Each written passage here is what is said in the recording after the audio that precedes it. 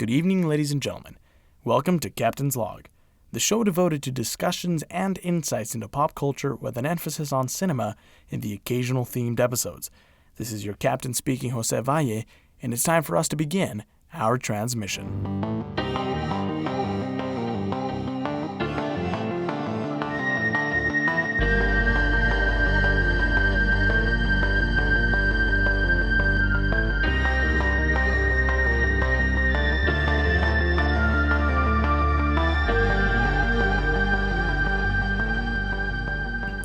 Started 09/03/2019. Welcome back, everybody, to another episode of Captain's Log. Now let's address the elephant in the room. Yes, I know this episode is a little more than late, and I just want to apologize about that. It's just been a crazy couple of weeks since the last one. I moved back out to Iowa for college, and between getting moved in, adjusting to classes, applying for jobs, and even helping my roommate get moved in, I just couldn't find the time to sit down and properly do this. But finally, I just made the time, and so here we are. Before we get any further into the show, though, I do just want to take a minute and thank all the people that listened to the last two episodes. Our listenership almost doubled in size. Of course, I want to thank Ethan and Jesus for being on the show, and everybody else, their friends and family, whoever that listened. We're getting there, and I really appreciate the people that do listen to the show. So thanks for that. So we are recording. So my hope was once I got back on campus that I was going to continue to use the recording studio we actually have on campus. But there's been a lot of changes to the program recently, not just with structure of classes and stuff. So I'm a digital communications major, right? And there's been a lot of changes to the program, not just in structure, but in facilities and whatnot. So they're renovating that entire facility, and so there's like a lot of clutter and stuff, and it's not even completely open to students yet.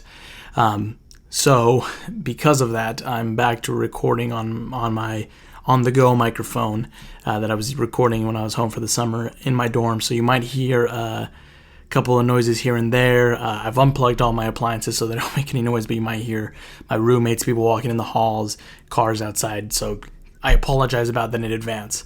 But we're gonna make it work, right?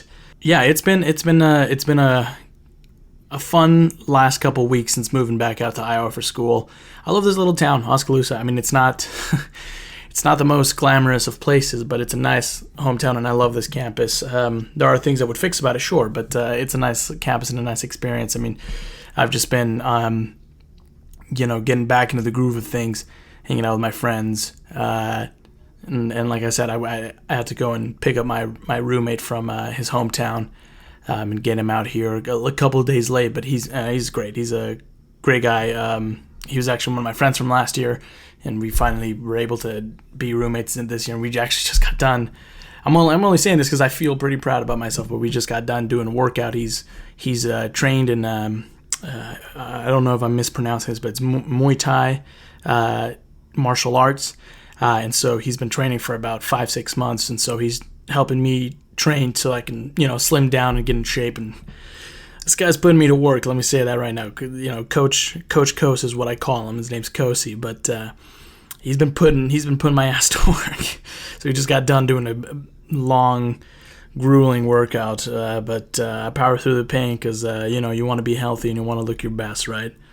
But yeah, between that, working out, we've hit pads and stuff. So I think UFC and the whole idea of mixed martial arts, it's super fascinating. I'm wanting to get into it more, partly because of him, but also partly because of the stuff we've done, the workouts we've done. It's a lot of fun, and it's actually really interesting to me. But we've hit pads and stuff, and that's super fun, just learning combos and techniques or whatever. So everybody out there that thinks this show is crap and thinks it can take me on, give me 5-6 months, and we'll meet in the streets, and we'll settle this like a guy who's trained somewhat by another guy who's trained somewhat in martial arts, and a guy who hasn't trained. So that's the update on my life. Everything's going good. Working again with the athletics department at the university, creating videos, doing broadcasting and stuff like that. And I've also I'm going to be starting this week at a local movie theater. It's a super small town theater, but I love movies, and I love the opportunity for money, so it just made sense. I do wanna give a shout out to my uncle. His name's Rafa. He has been in the U.S. for the past couple of months, working on a work visa, but we haven't seen him in 13 years since we left Mexico. So it's super cool. He's with my family back home right now, and I'm trying to organize my schedule and plan a trip so that I can get out there and see him before he leaves. He leaves the next month. But Theo, if you're listening to this, hello. All right, with that all out of the way, let's get into the news of the week.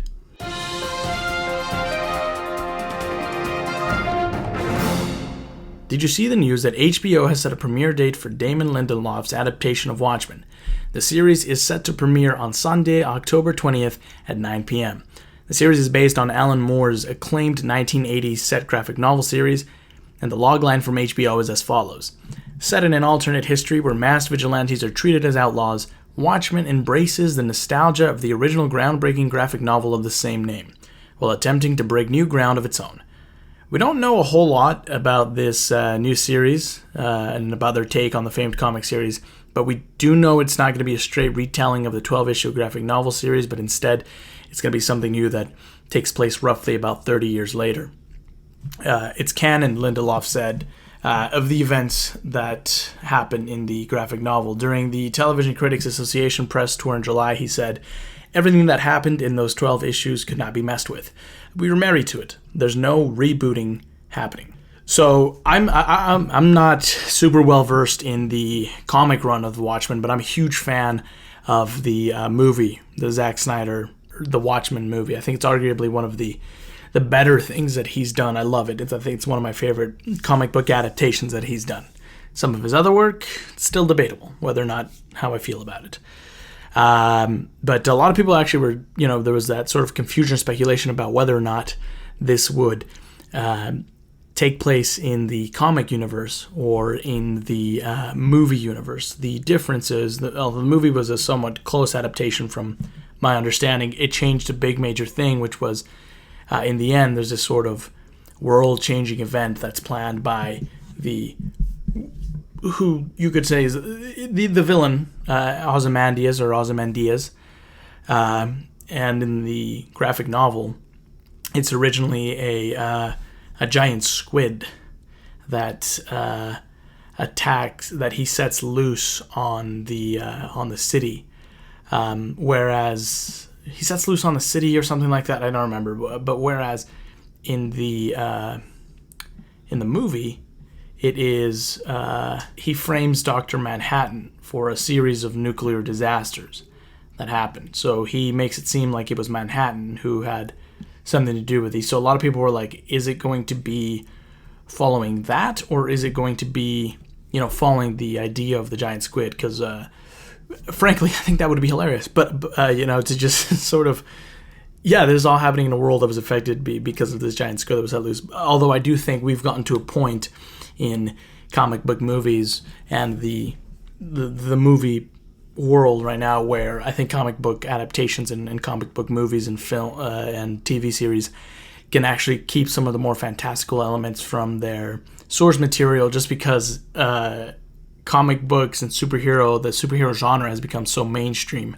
that you can now be more whimsical and more fantastical, and I'm all for it. I love that. So if it is although this kind of seems like he's confirming that it might be set in the squid world or octopus world, because he's talking about what happened in those issues rather than what happens in he's not saying what happened in the story or like you saw in the film or whatever. He's talking about the issue. So it makes me wonder if it's going to be set, ignoring the events in the movie, but not rebooting the series.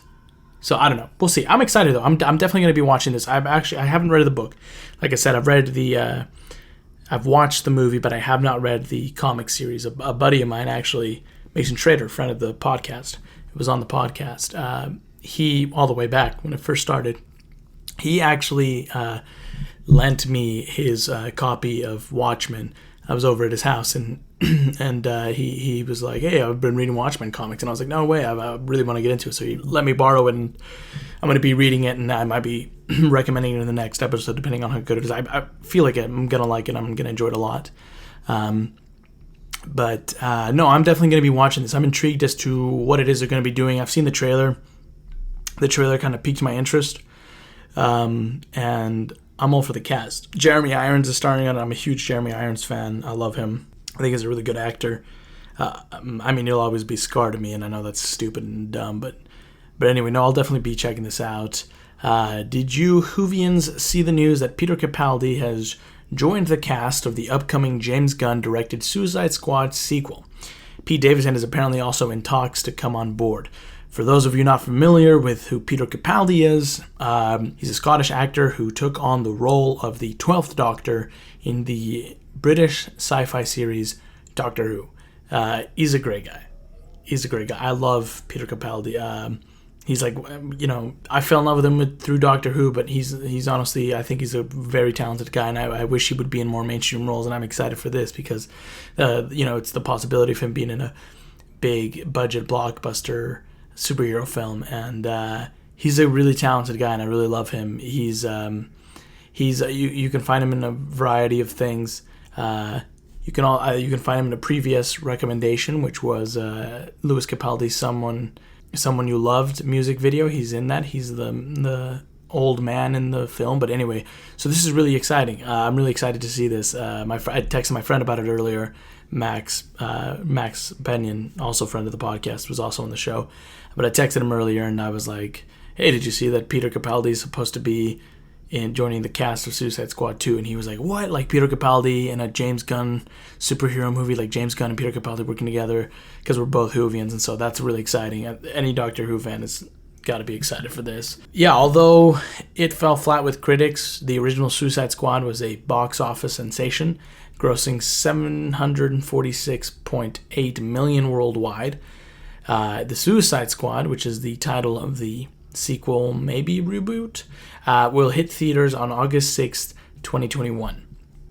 Did you see the news that everybody's favorite dedicated actor, Joaquin Phoenix, apparently lost 52 pounds for the role of the Joker? And according to Phoenix, it was an absolutely vital part of the role, saying, the first thing was the weight loss. That's really what I started with. As it turns out, that impacts your psychology, and you really start to go mad when you lose that much weight in that amount of time. There's also a book about political assassins that I thought was interesting, and breaks down the different types of personalities that do those sorts of things I do in the film.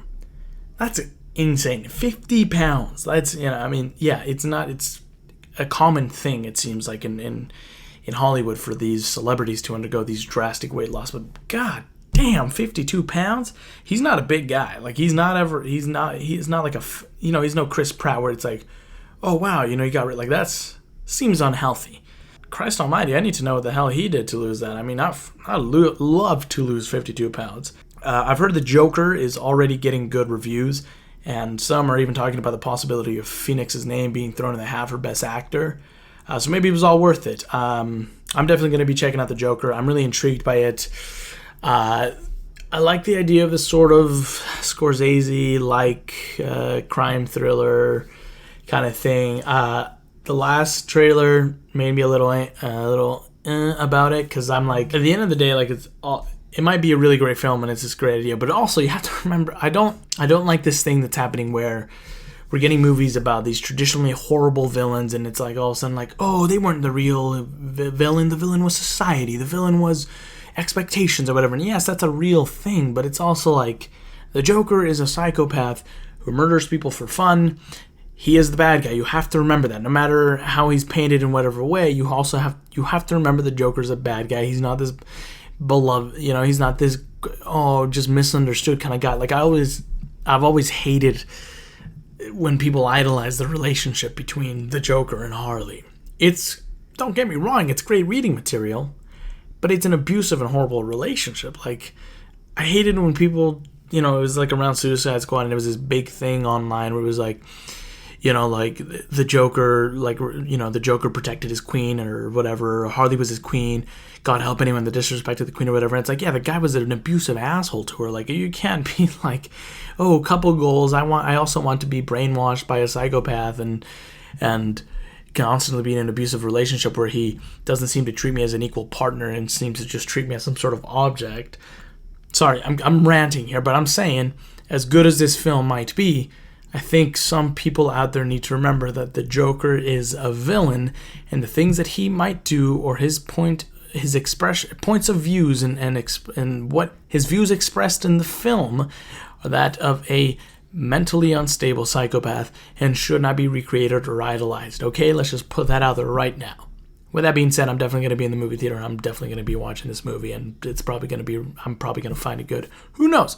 We'll see. I thought Venom wasn't going to be that bad, and it was garbage. If any Venom fans are out there and I've just offended you, I'm sorry. You can like it if you want. That's totally fine. Me, don't like Venom. Did you see the news about Star Wars Rise of Skywalker, which is set to be an epic finale to the Skywalker saga? And an instrumental part of that time frame has been the iconic protocol droid / busybody C-3PO, played by actor Anthony Daniels. So naturally, on the final day of filming director J.J. Abrams' grand finale, there was bound to be tears. During the D23 Expo, Anthony Daniels spoke with reporters on the press line about his last moments on set, and in his accounting, it sounds like it was a perfect yet bittersweet ending. In fact, the actor admitted that he teared up a bit, saying, "It was difficult not to tear up a bit, partly because J.J. Abrams said some really nice things and all the crew were listening and watching. I have to admit, it was an emotional moment, but I knew it was coming. I wasn't even in a scene in which I said anything. For once, 3PO was in a scene without butting in. But I felt it's such a terrific movie that I thought it was okay to say goodbye. I feel satisfied with this one. I have something to be proud of that, as I say goodbye." A fixture of the series since its inception in 1977, Star Wars: The Rise of Skywalker also looks like it could be the final installment for our golden friend. During his interview with Variety, Anthony Daniels said that the 9th episode of the saga feels like it truly rounds off the story. As far as the films go, C-3PO has served his purpose. And finally, did you see the news that Robert Pattinson, or as members of the Planet Broadcasting Great Mates group know him as, Robert Battenbat, was scared his chances to play the Caped Crusader Batman were almost blown by the leak that revealed he was in talks with Warner Brothers. He was worried that the backlash would ruin his chances, saying, "When that thing leaked, I was fucking furious. Everyone was so upset. Everyone was panicking for my team. I sort of thought that I'd blown up the whole thing." And it's really interesting. Eventually, as we know, he is set to star as the next Caped Crusader, and I'm actually really excited. And I did kind of hate the backlash that he received, because if you just know him from Twilight, then buddy, you're missing out. He's done plenty of great work in indie films, and he's a phenomenal actor. I think he's proved his acting chops since Twilight, and I'm just so excited to see his take on the character, and especially since this is supposed to be a version of the character that we've never seen on the big screen before. He's actually got a new film coming out. I forget the name of it, but it's with Willem Dafoe, and I've just watched the trailer the other day, and it looks really interesting. I'm actually really intrigued by that. I might go see that, but I'm definitely excited that he's going to be taking over the role, and I'm excited to see what they do with that. I don't know where the DC universe stands with what's connected and what's not connected, or if they even care to connect things anymore. Whatever, as long as they make good movies, that's what I say. So I'm really excited for this. I hope he gets a good movie, because like I said, I think he's a really good, talented actor that people need to realize they're sleeping on, if you ask me. But that's all the news we've got. But I have got plenty of recommendations. Check this out.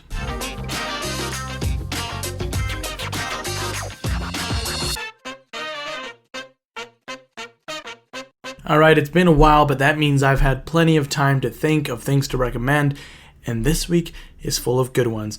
So let's get into it. Check this out. You should check out The IT Crowd. It's a television show. You can find it on Netflix. If you have a subscription, or if not, you can find it on any of the Prime, Google Plays, or YouTube-like rental services. But The IT Crowd is a British comedic television series about 3 IT workers, Roy, Moss, and Jen. Moss is played by Richard Ayoade. Jen Barber is played by Catherine Parkinson, and Chris O'Dowd plays Roy. Another member of the cast that's worth mentioning is Matt Berry, who plays Douglas Reynolds, who is hilarious. But anyway, it's a show. Basically, it's these two IT guys. They're pretty much seen as the bottom of the company. They literally work in the basement. And this lady Jen, she gets hired as the head of IT. Except the thing is, she lied. She knows nothing about computers, unlike her resume says. And so immediately when she gets down there, they both realize that, and they call her out, and they basically work in an agreement where they're going to continue doing their work without being bossed by her, and she's just going to be their relationship manager and deal with the interactions of people, because they're not very good at that. But it's super good. It's just a lot. The first couple episodes are very British comedy, I think, but I mean, it's funny if you're a fan of these kind of nerdier, even like lower budget, just kind of straight comedy shows, and I think you're going to enjoy this. The thing I really like about the show that stands out from other shows is that they'll mention something and they'll bring it back, episodes or seasons later, that's always been my problem with like sitcom television, is a big thing will happen and then it's never mentioned again because it was just for the episode. But this, it'll be 2 seasons and they're like, hey, remember this other thing? And then you're like, oh my gosh, I do remember that. But it's great. I love the jokes in it. I just love the characters. All 3 of those are, all 4 of those actors that I mentioned are great and hilarious in this show. There's a lot of really just good jokes in it. It's just some great comedic writing. And it's really great. I recommend you guys check it out. It's very raunchy. It's very lewd, but it's just awesome. I love this show. It's called The IT Crowd. Again, you can find it on Netflix. Next is the first of 2 song recommendations. A little bit of just explaining. Fall is like my favorite time of the year. It's like the time of the year where I feel like I just feel the most like myself, if that makes sense. But I also get into this sort of weird, nostalgic, sort of semi-sad kind of feeling. And, is it good for my mental health? Hell no. But I still do it.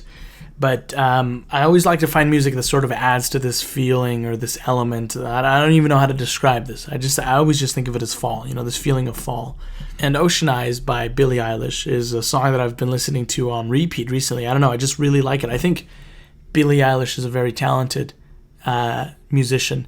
I don't like a lot of her newer stuff. I've got to admit it's not for me, but I think she has a very beautiful voice, and a lot of her early, more soft-spoken stuff is just phenomenal. And Ocean Eyes is one that's that. I love the beat to it. I love the lyrics. I really love her voice. It's very, in this song, it's very almost angelic. It's kind of like a weird kind of like you feel like you're in a weird kind of hazy kind of vibe, but it's really good, and I really love it. And the next one is kind of, again, on that same feeling It's called Life in the City. It's a Lumineer song. It's part of their new album that they're releasing, the Sparks family. It's great. I don't live in the city, right? I live in the very opposite of a city. As great as Oskaloo says of a town, it's nothing. It's literally butt freaking nowhere, right? It's the complete opposite of that. But I do kind of relate to this sort of message that this song is putting out, and that's that, life is going to be tough in certain times. You're going to feel homesick, you're going to feel this or that, and you're going to feel like you can't do it or things are caving in or whatever, but, it's okay to have that feeling, and you've just got to push through it. And I also love this because I'm a huge Lumineers fan. I think I've talked about it multiple times on this podcast. They bring back some lyrics from Sleep on the Floor from their album Cleopatra, and they even mention Cleopatra, which I think is both a reference to the album and the song. And I freaking love that. I love when, sort of hard-hitting lyrics are repeated throughout an artist's work. I think it's really good, and I love that they did that. So definitely check Life in the City out. Next recommendation is a movie, a Paul Feig film called A Simple Favor. Now, I'd heard about this film a lot, and I'd seen a lot of things that was like, you should watch this. And I was like, maybe not. But then I watched an interview with one of the stars, Henry Golding, who's this phenomenal actor. He's also been in Crazy Rich Asians, which is arguably what sort of propelled his career. But he starred in this before Crazy Rich Asians came out. It had already filmed, but it was before he came out. And he's just phenomenal in this. So I watched it with the intention of seeing his work because I hadn't seen him act. And yeah, he's great. But it also stars Anna Kendrick and Blake Lively, both of who are great in this film. It's a story of this vlog mommy, Anna Kendrick's character, who befriends this rich, larger-than-life character played by Blake Lively, She works for this, designer in the city, and she's very in chic and very in touch with her sexuality and whatnot. She befriends her, and she kind of starts coming out of her shell with her, and then all of a sudden, she goes missing. Blake Lively's character goes missing, and Anna Kendrick's character does everything she can to figure out what happened, but through doing so, she realizes that she might not have known this person as well as she thought she knew, and there might or may not be a lot more to this character than what's on the surface. Henry Golding, he plays the Blake Lively's character's husband, who's this sort of has-been writer. It's really good. It's really good. There are great performances all around. It's a fun sort of murder mystery, whodunit kind of thing. Not that there's a murder. That's not a spoiler, but I'm just saying it's kind of that element of it. I won't say anything else because I don't want to give too much away, but it's pretty damn good. Blake Lively, she's beautiful. She's phenomenal. I'm in love with Blake Lively now after watching this film. She's phenomenal. And Ryan Reynolds, you're a very lucky man, my friend. But no, she's really great in this. I really, really enjoyed her performance. And next up is an animated film that you can watch with a family or on your own. And I'm actually surprised I hadn't mentioned this yet, but this is one of my favorite Pixar Disney films, and it's Coco. Coco is the story of this young boy, Miguel, who loves music and strives to be a musician, but his whole family hates it. Literally, it's banned in his family. The whole idea of music is ridiculous to him, and he goes on this journey to the land of the dead to sort of discover the secret behind his family's hatred of music and reconnect with his long-lost ancestor, Ernesto de la Cruz, who may or may not be more than he lets on. It's a great movie. I absolutely love this film. As a Latino, as a Mexican, this film just hit home. I remember when I went to go watch it in the theaters, I teared up within the first 5 minutes just because, the town that he lives in, it was very reminiscent of the town that my grandmother lives in, the town that my dad grew up in, and I'd go visit all the time. And I just never thought I'd see something like that portrayed on the big screen, the sort of these just beautiful, old, run-down Mexican towns. And so to see that on camera was crazy. And I don't know, it's just fun because, traditionally we minorities, we haven't been represented in film, even animated films in the past, as much as it seems like we're being represented now. And so to see a whole movie about my culture, about my beliefs, about my people, and my somewhat similar experiences of that family, and that it was just amazing. And it's a great job all around from all the cast. And the kid who plays Miguel, I think this is one of his first acting gigs, and he's absolutely amazing in this. There's so much trivia in this that me as a Latino and as a Mexican, I just absolutely loved, because it was some of these super obscure Easter eggs that I knew because my dad would play his old shows and his old music, and I knew that because of that. Or I'd watch old Santo movies, and the Santo's in it, Cantinflas is in it, and I just love it. I absolutely love this movie. It's a great thing to watch. I watched it when I first got out here within my first week. It wasn't good for me because it made me homesick, but it's just a fun movie to watch. There's a really great message in the film about understanding and sort of love and the bond of family. And Michael Giacchino, or Giacchino, however you say his last name, he absolutely outdid himself in this film. I was surprised by his sort of grasp and understanding of Mexican music and sort of the rhythm of Mexican music, because he does an amazing job of blending Mexican music with a cinematic score, and it was just chef's kiss. It was beautiful. Next up is Brightburn, which was produced by James Gunn, and I believe his brother wrote the story for this. Basically, the story of Brightburn is, what if Superman, but he was bad? So it's a story about this kid, Brandon, who comes down to Earth when he's a baby, and he's adopted by this, Midwestern rancher couple, Tori and Kyle, who raise him as their adoptive son. And when he starts to hit puberty, he's never exhibited any sort of behavior that would make them think anything was wrong with him. But when he hits puberty, his powers manifest, and he may or may not start going down a darker path. That's about as much as I'll say without getting into spoilers, because this is a more recent film, and I really think everybody should go out and watch this film. I just watched it the other night with my roommate Kosi. He'd seen it, I hadn't. I was blown away. It's not like the most amazing film, like this is an Oscar-worthy film, but it was really, really good. A lot of the things that they did in this movie, I was like, wow, I can't believe they went there. It's gory, it's graphic, but it serves the purpose of the film, and it's really, really good. The sort of idea and the sort of world that they built in it, I absolutely love. Great performances all around. I definitely recommend Brightburn to go watch that. Yeah, it's really great. If you're a fan of this sort of darker take on, sort of darker representations and darker takes on the superhero genre, you're a fan of Chronicle, The Boys, Kick-Ass, that kind of thing, then I think Brightburn is definitely up there with those three. I think you should definitely go and check it out. With that, though, let's get into tonight's topic, Super 8. Super 8 is a beautiful coming-of-age tale set amongst the backdrop of an alien set loose in a small town and a government conspiracy to cover it up. It is a phenomenal collaboration between Steven Spielberg and J.J. Abrams, and it's a clear inspiration for Stranger Things. It has a talented cast and a beautiful ending message. With that, let's jump in. Starting off, I love the establishing of the narrative with this imagery used at the beginning to show how many days it's been since this mill, this factory has had an accident. Because it sort of hints that something has occurred, right? It's telling us, yeah, something happened.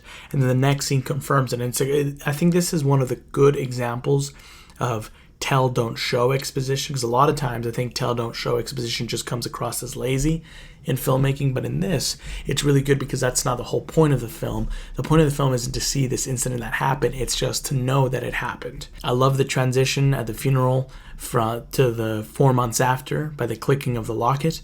I'm a huge fan of hard cuts like that. Edgar Wright is one of the first people that comes to mind. He does this a lot, and I love it. I've tried to incorporate that a little bit into my work, but love it.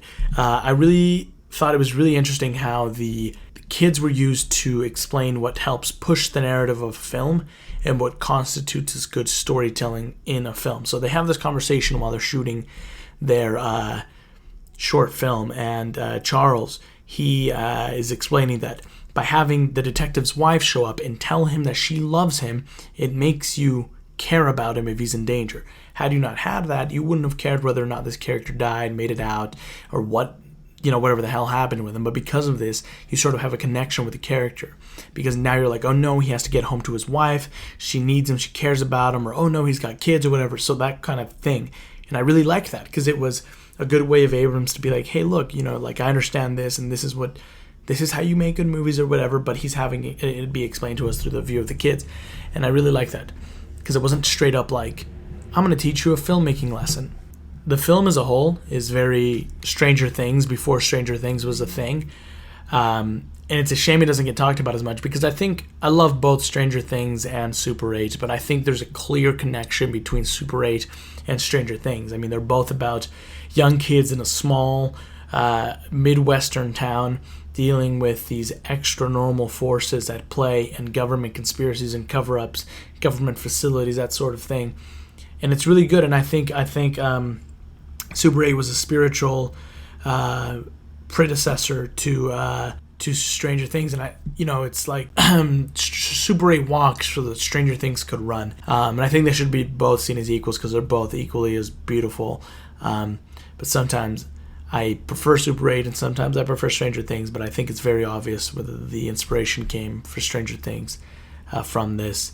I really like the use of the period songs. I'm a big believer that if you're going to use a period song in a movie, it shouldn't just be like, oh look, this was the top hit in 1970. It should be like, and what happens in this film is here's a song that would be playing in the background because it was a popular song or whatever, but it also helps push the feeling that we want you to feel in this scene.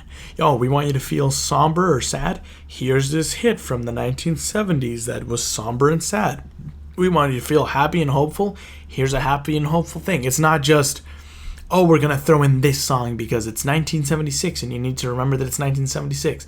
So I really liked the use of period songs in this to help push those themes, I love the Sharona singing scene of all the boys waiting to be picked up and singing as they wait. I think I'd heard somewhere that apparently the boys had done it off screen, or no, the boys would sing between takes, and Abrams loved that, and he was like, okay, we're gonna find a way to incorporate that into the film. But also I feel like it also helps add to the element of realism.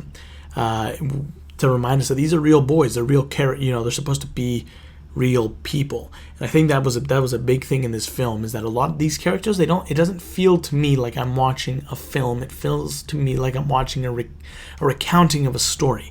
Everybody in this acts and says and does things that I think a real person would have said, and I really appreciate that. And this is one of the examples of that. I love the two-shot of Joe and Alice, which has no dialogue. It's used twice in the film, and it's very good. The usage of facial expressions to convey emotion plus silence is great and fantastic if used right, and it's absolutely used right in this. It's just great. Chef's kiss. The cut as the boys hurry to prepare the camera as the train approaches really just makes you feel the urgency. With things falling, the boys scrambling to set it up, and the wind picking up, the train horn getting louder and louder. And the whole time, you're like, holy hell, like you guys, like, you get the camera set up, hurry, you're going to miss a shot. And that's exactly what they wanted you to feel. They want you to feel the urgency and anxiety that these characters are feeling, and they do a great job at it. The cinematography in this film is beautiful, but this is one of the examples in which the cinematography helps push the narrative. Not just the narrative, actually, but also aside from the theme and the narrative, it also helps push the feeling, which I think is a thing that gets overlooked in modern blockbuster filmmaking, is pushing feelings and emotions through film. Yeah, you can do it with the soundtrack or whatever, but if you can do it with the visual aspect of your film, which again, in my opinion, I feel blockbusters and big movies overlook. And whatever, that's not their main concern. But if you want to be a good filmmaker, I want you to make me feel something. You want me to feel urgency? You want me to feel anxiety? Do this, do what they did. And I love the train crash scene. Holy hell. J.J. Abrams has said that it was purposely made to be much more sensational than a real crash would be in order to pay homage to the 70s sci-fi movies. And boy, is it. It absolutely pays off. I mean, the build, the sense of incoming danger, then the chaos and disaster of the actual thing, brilliantly pulled off. Remember my first time watching this, I felt fear for them in the crash scene. I was like, oh my god, they're all dead, like they're all going to die. What's going to happen? And again, goes back to my previous point. He does an amazing job in this whole film of making us feel what he wants us to feel. I really love the use of close-up on items, the gas pump, the camera, the firecrackers, the locket. I've tried to start adapting that into my work. I want to adapt it into my work a lot more. I just think it's really aesthetically pleasing. It's a nice little change of pace from the film occasionally, a nice little distraction. It just looks really pretty, and I love it. I like how the alien interacts with the environment, his presence, causing the electronic disturbances, the dogs run away, and the wind rustles. I think it's so great because it sort of helps build up this creature. They do a lot to tease before seeing him, but this whole idea of how he would interact with his environment is really interesting, because it's not just, oh, he's trudging along or whatever, but it's literally, he's not meant to be in this environment, and he's literally messing things up and messing with the natural order of things. His dogs are running away because they're frightened. Electricity's going haywire because his presence, and the wind picks up because he's this massive brooding force. The shot of the alien attacking the gas station and how they hide him with a Kelvin sign, which I love that Abrams includes Kelvin because of his grandfather. I think that's really awesome. But I love that. I think it's a really great way to hide him for a bigger reveal. It's teasing us. I really like how they reveal the monster, the alien later on, because the whole time you're playing it up in your head. What does this guy look like? Well, what's so wrong about him? What's so scary about him? And in the end, I don't think he's too much of a frightening thing, but I just like how they make him this brooding force by doing that. There's great cinematography in this. I very much love the color grading in it. It's very reminiscent of 70s films and shows. It just really feels like I'm watching an old-timey show, which I fucking love. I think it's amazing. The dusk shots specifically in this, holy hell, they're fucking beautiful. They're so damn pretty, and I love it. I love dusk shots. I'm a huge nerd for dusk shots. I tried to do some this summer in some of my films. They didn't turn out as well as we thought, but no, I'm a lover of those, and I think they were really, really nice in this. There's great performances all around, but Kyle Chandler's deputy, Elle Fanning's Alice, and Riley Griffith's Charles stand out the most to me. They're just very great, authentic performances. Their dialogue and their actions feel real. They feel real. And I think that's because Abrams just did a phenomenal job of the writing in this film, and it really shows through the interactions with characters, their facial expressions, the things they say. Yeah, going back on that thing of how he hid the alien, I just really like how they use the environment to hide him. Hiding him with the trees, with the electric worker, in the mirror when Alice gets taken. Seeing less is sometimes better than seeing all, and it, like I said, it really helps build up suspense. Like, oh man, what does he look like? How scary is he? The dialogue between the boys is so juvenile, but it's so funny. And it's meant to be juvenile, right? But it doesn't feel like it was written by 30-year-old men. It feels like these kids actually wrote what they were going to say. It feels like things that teenagers would say, you know? It never at any point did anything come out of the character's mouth that I said, okay, well, all right, well, a 30-year-old writer in Hollywood wrote this.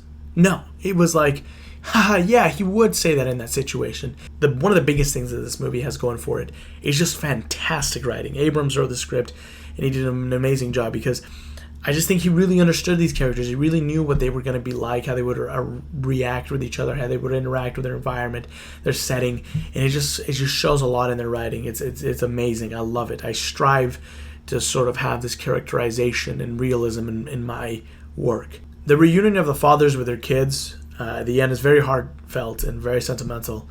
I'm not going to lie, I teared up at that one. I just really loved how, despite all the differences they had, despite the things that had happened in each other's lives and how they had interacted with each other, they put all that aside because ultimately they knew that they were the only things that their kids had, and their kids were the only things that they had, and they had to do everything they could to be there for them because they had to do the best that they could. And the best that they could hadn't been good enough. And I don't know, I just really like this whole idea of them realizing that they'd been wrong, and they'd been wrong for trying to keep their kids from each other, and just to see them literally race against the clock to be able to save them is just a really nice thing, and I really loved it. I loved the symbolism of Joe letting go of the locket, it being a metaphor for him accepting his mother's death and letting her rest. It's great. I mean, I'm getting goosebumps as I talk about it, but I really just love that shot where it's just a locket floating there, you know, being pulled towards the ship, and he's holding it, and there's sort of realization dawning on his face. He knows that by letting go of that, he's not letting go of her, but he's coming to terms with what has happened. And it's better, he's better off doing that than continuously holding on to the past. And it's just beautiful. Going along with the idea of the beauty of this film, it has a beautiful, beautiful score. I mean, Giacchino, he did a fantastic job yet again. He did such an amazing job. I absolutely love the score in this because it invokes feelings of nostalgia. It invokes feelings of angst, of summer experiences, childhood summers, of fear, of fright, of hope, of you know, optimism, and of love and kindness. And it's just really, really great, and I love it. I think it adds so much to the film, which just really helps drive the message of the film home. The message of that sometimes, you know, bad things happen in life, but you can still live. You know, no matter how bad the situation, you can still live. You can still make it past it. There's always more to it. You can always fight, and you can keep pushing. You should not give up because of the tragedies that you've been dealt. You know, you can push past it. You should be surround yourselves with people who care about you, who are loving, and another part of this message is to understand each other, to just love and understand each other, to put aside our differences and realize that all of us are just trying to do our best, and we should just spend our days with a little more kindness. Super 8 reminds us that sometimes life is unfair and hands us tragedy when we least expect it. Sometimes we're faced with difficult situations that we didn't ask to be put in. However, what defines us in those situations is our attitude, how we choose to respond to them, whether we choose to become bitter and cold, full of hate and spite, like the alien, or whether we try to do our best to get out of them while maintaining a positive and kind attitude, like Joe. It shows us how our friendships help us in times of crisis, but most importantly, it teaches us that bad things happen, but you can still live, and live you should. And with that, it's time to wrap things up. If you'd like to support the show, you can go to patreon.com/captainslogcast and donate $1. Anything to help keep the lights on helps. I'm a struggling college student. I'm broke, and I'm living in a box. I don't have enough I'm using my textbooks to as hats and clothing. I am starving in the street. Yet just today, I ate a banana peel that I found on the ground. But no, in all seriousness, though, I do want to continue to do this. And if anything that you can contribute really helps, whether it be 50 cents or $1. I mean, I'm not asking for anything more than $2. Like, anything really helps, and I'd really appreciate it. And of course, I'd give everybody that donates a shout out. Depending on if this takes on or not, there might be more things to be given out for those who donate and whatnot. But of course, you'd get credits on my short films and my projects and stuff like that. So anything helps. It's patreon.com/captainslogcast.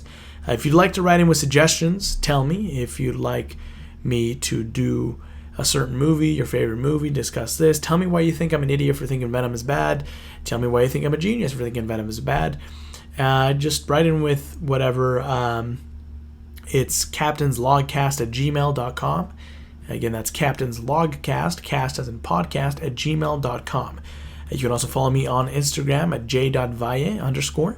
And now the show has a Twitter. Yes, it's fun. It's exciting. Remember how I talked about it on the last podcast? Well, it's happened. It is Captain's Log Pod on Twitter. I just tweet out, updates on the show, nerdy news, retweet funny nerdy stuff. I tweet out occasionally. I tweet out some funny tweets, some funny little nerdy tweets or whatever. I don't know. Yeah, it just goes. It means the world to me if you guys weren't followed. And you can find me on YouTube as Jose Valle. Valle is spelled Valle. For those of you that haven't caught on now, it's like Valley but without the Y.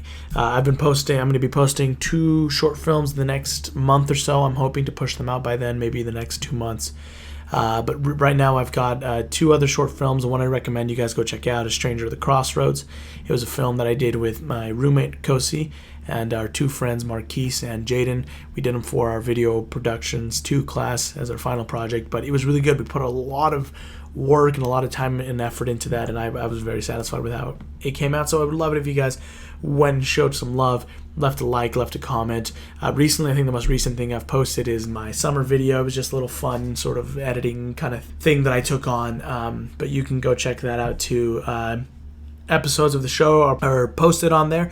I'm a little behind right now. I think I'm about 1 or 2 episodes. I think just 1 episode behind, but episodes will be going up on there too.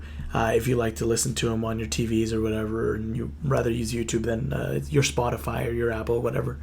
But with that, though, make sure to tell your friends and family about the show. Make sure to subscribe and download on Apple Podcasts, Spotify, and Google Play, and any other podcast directory, because we are on all of them now, which is fun. I really, really do appreciate it, though, if you would subscribe and download. It helps me know how many people are listening. I was checking my statistics the other day, and it looks like we've got some listeners in Europe now, which is super fun. We've got a couple in France, a couple in Germany and the UK, and some in Canada, and we've got a ton of listeners all across the US, which is super fun just to see this thing that I started as a thing for myself that's that actually gets listenership. My roommate was like, I was telling him about it, he's like, wow, people actually listen to your show, and I was like, yeah, I know, surprisingly people actually listen to the show. So I really appreciate it. I think the most we have in the US is California, Nevada, Utah, Texas, and Florida are our most listened to states. But we're starting to get more and more numbers in the East Coast, New York, New Jersey, some up north, Michigan. It's just crazy that to the people across the world or the country would even want to listen to me or my voice. And so anyway, but yeah, I really appreciate it. Please download, please subscribe.